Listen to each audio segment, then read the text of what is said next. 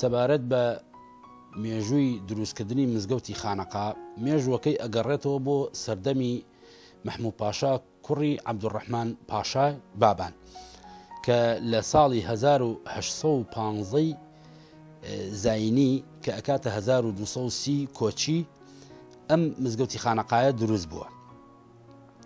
دیارە هۆکاری دروستبوونی ئەم مزگەوتە ئەوەیە کە مەولانا خالیدی نەقشبەندی کە ساڵی 1970 لەدایک بوو و 1826 زاینی کۆچی دوایی کردووە. مەولانا خالید کاتێک کە دێتە شاری سلێمانی سەرەتا وەکو کەسێکی زانە وەکو مدەڕیسێک دەور ئەبینێ کە لە چەند مزگەوتێکی شاری سلێمانیە دەوری بینیوە لەوانە مزگەوتی عەبدوڕەحمان پاشا کە ئێستا ناسراوە بە مزگەوتی شێخ بابە عەلی. مەولانا خالید لە دوای ئەوەی کە سەفەری حەجی ماڵی خوا ئەکات لەوێەوە کە ئەچێت بۆ هندستان لەسەر دەستی شێخی دەهلەوی تەریقەتی نەقشبەندی کە ئەو سەردەمە لە ناوچەی کوردستانی خۆمانە خەڵکی زۆر ئاشنا نەبووە پێی. مەولانا خالید ئەو تەریقە لەگەڵ خۆی دێنێتەوە. لە پاش هاتنەوەی ئیتر زۆر ناو دەرئەکا بە تایبەتی لە ئێرشادی تەریقەتی نەقشبەندیە ئیتر ئەوە بوو محموود پاشا ئەم مزگەوتی مەولانا خالیدە کە نسبەتە بە حەزرەتی مەولانا خالید ڕەحمەتی خوای لێبێ واتە ناوەکەی لەوە هاتووە.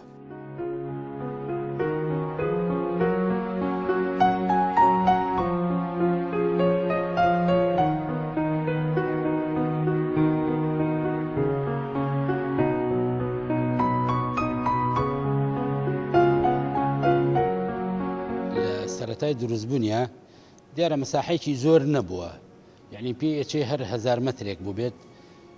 شوێنی دەستنوێژ و حەوزی با بڵێن سەر ئاو ئەم شتانەی هەبووە، تەنها مزگەوتەکە بووە کە 5 فەرزە نوێژی تیا کراوە و مەدرسە و خانەقا و شوێنی حەوانەوەی سۆفیەکان هەمووی هەر خودی مزگەوتەکە بووە.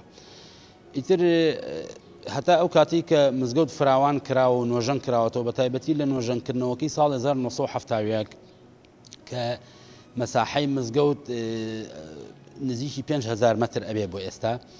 ئەو کاتە بەم مەساحەی ئێستا جگەل لە نزیکەی 600 مەتر کە لە نۆژەنکردنەوەکەی ساڵی 2007 خرایە سەری، واتە ئێستا مەجموعی کولی 5000 مەترێک ئەبێت. چەند بەشێکە، بەشی هۆڵی نوێژی هەینی کە ئەمە ئێستا قسەی تێدا ئەکەین، هەروەها بەشێکی ترمان هەیە شوێنی نوێژی ئێواران و خەوتنان و نوێژی بەیانیان کە پێڵن شوێنی 5 فەرزەکە، هەروەها شوێنی پرسە تەعزیەخانە، شوێنی دەستنوێژ و سەر ئاو ئەمانە کە هەمووی تیا مەوجودە و کتێبخانە، ژووری پێشنوێژ و تارخوێن، و هەروەها ژوورێکی ترمان هەیە کە شوێنی مەدرسەی لەبەرکردنی قورئانە کە ئەوە خۆم ساڵی 2011 دامنا بە مواڵەتی وەزارەتی ئەوقاف. ئەمە بەشەکانی مزگەوتە. بە نسبەتی کتێبخانەی مزگەوت حتمما لە کاتی خۆیدا ئەم مزگەوتە کۆمەڵێک کتێب و لەوانەیە دەستنووسیشی تێدا بوو بێ، بەڵام ئەوەی کە ئێمە زانیاریمان هەیە لەسەری ئەو دەستنووسەکان و کتێبە چاپە کۆنەکان لە ساڵەکانی هەفتاکان و هەشتاکانی سەدەی ڕابردووە هەندێکی لێ چووە بۆ کتێبخانەی ئەوقافی سلێمانی، هەندێکیشی چووە بۆ بەغا. ئەو کاتە گوازراوەتەوە بە تایبەتی دەستنووسەکان زۆری چووە بۆ دارالمەختوتاتی بەغا کە ئەو کاتە پایتەخت بۆ دیارە. بەنسبەتی ئێستا ئەو کتێبانەی کە لە لامان دەست ئەکەوێ هەمووی کتێبی چاپە، کتێبی دەستنووسمان بە هیچ شێوەیەک لە مزگەوتان نەماوە. ئەم کتێبانی کە ئێستا هەیە هەتاکو نۆژەنکردنەوەکەی ساڵی 2007 ژمارەیەکی کەم بووە، هەر ڕەنگە 30-40 کتێبێکمان هەبوو بێ. دیارەکە ئێمە مجەڵەدی گەورە بە یەک کتێبدا ئەنین، بەڵام ئێستا حاڵی حازر نزیکەی 2000 کتێب لە کتێبخانەکەی مزگەوتا هەیە. ئەم کتێبانە وەکو ئەمانەتێکی مێژوویی من پێویستە لێرەدا باسی کەم، ئەتوانم بڵێم لە 170 بۆ لە 180 کتێبەکان لەسەر ئەرکی جەنابی دکتۆر بەرهەم ساڵح کە بە دوو وەجبە لە ساڵی 2008 و 2009 کە ئەو لەسەر شانی خۆی ئەم کتێبانەی بۆ ئێمە کڕێ و دابین کراوە. کتێبەکانیش تا ڕادێکی زۆر هەموو بابەتێکە، هەر بابەتی تەفسیر، علومی حەدیث، فقه، مێژوو، کتێبی ڕۆشنبیری گشتی، یعنی کتێبی زۆر تێدایە بەڕاستی. هەر لە سەرەتای دروستکردنی مزگەوتی خانەقا بەردەوام فەقێ و مەدرسەی تێدا بووە ئەم مزگەوتە. هەتا ئەم ساڵانەی دواییش فەقێی هەرتیا بووە، بە تایبەتی لە سەردەمی مامۆستای ناودار ئیبن القەرەداغی کە شێخ عومەری قەرەداغی کە ئەو لە سیەکانی سەدەی ڕابردوو مامۆستا مەلا عەبدولکەریمی مدەڕیس ئیجازەی لەسەر دەستی ئیبن القەرەداغی وەرگتووە لەم مزگەوتەیە.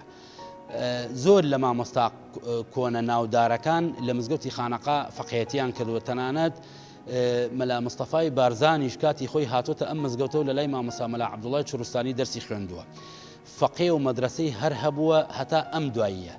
لەم دواییەدا مزگەوتی خانەقا بە حکمی ئەوە کە لە ناو بازاڕایە و گەڕەشی نەما و با بڵین ماڵەکان کەمی کرد لەم ناوچەیەدا، مەدرسەکان زیاتر چووە مزگەوتەکانی تر، فەقەی تێدا نییە. بەڵام لە ساڵی 2011 من خۆم مەدرسەیەشی لەبەرکردنی قورئانم کردەوە کە هەتا ئێستا کەم و زۆر تەلەبەمان هەیە، بەڵام فەقێمان نییە کە لە مزگەوتە بمێنێتەوە. خانەقا دیارە لە ناوچەی کوردستانی خۆمانە تەشیەکان هەبووە کە طریقەتی قادری تایدا باو بووە، یعنی لە غەیری مزگەوتەکان تەشیەکان هەبووە کە شوێنی حەوانەوەی فەقیر و هەژار و لێقەوماو بووە، پاشان ئیرشادی طریقەتەکانی تیا کراوە.